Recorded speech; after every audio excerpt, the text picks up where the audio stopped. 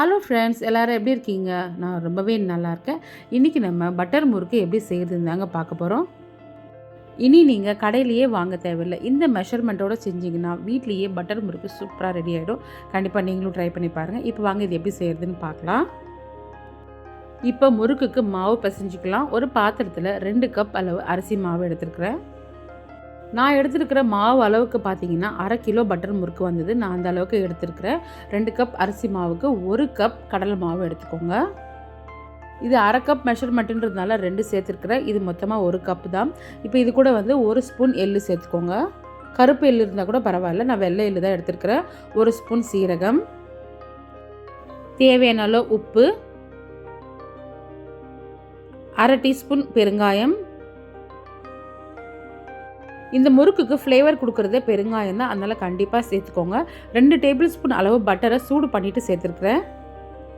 பட்டரை அப்படியே சேர்க்குறத விட இந்த மாதிரி சூடு பண்ணிவிட்டு சேர்த்தோம்னா தான் நல்லா மொறுன்னு இருக்கும். அதனால் சூடு பண்ணிவிட்டு சேர்த்துக்கோங்க.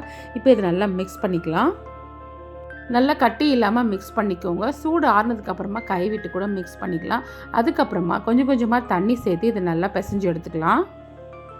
தண்ணி கொஞ்சம் கொஞ்சமாக சேர்த்து பிசைஞ்சு எடுத்துக்கோங்க, மொத்தமாக சேர்த்துறாதீங்க. அதே மாதிரி முறுக்கு மாவை பிசையும் போது நல்லா அழுத்தம் கொடுத்து பிசைஞ்சு எடுத்துக்கோங்க.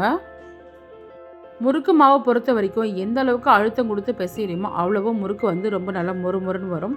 இப்போ நல்லா பிசைஞ்சு எடுத்தாச்சு. இந்த மாதிரி கையில் ஒட்டாமல் வரும். இந்த அளவுக்கு இதை பிசைஞ்சு எடுத்துக்கோங்க.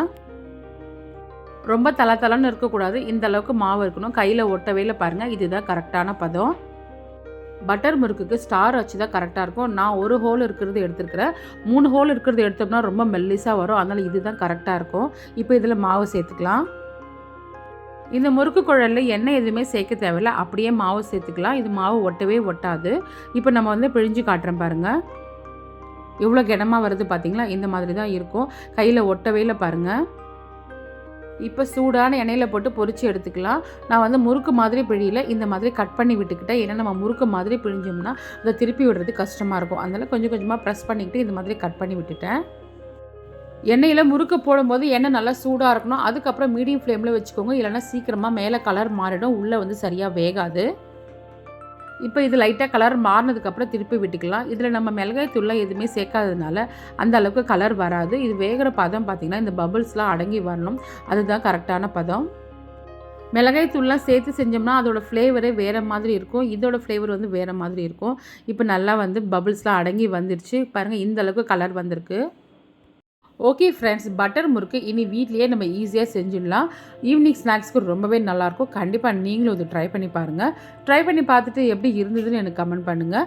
இந்த வீடியோ பிடிச்சிருந்தால் லைக் பண்ணுங்கள், ஷேர் பண்ணுங்கள், மறக்காமல் சப்ஸ்கிரைபும் பண்ணிவிடுங்க. நெக்ஸ்ட் வீடியோவில் நான் உங்களை மீட் பண்ணுறேன். பாய்.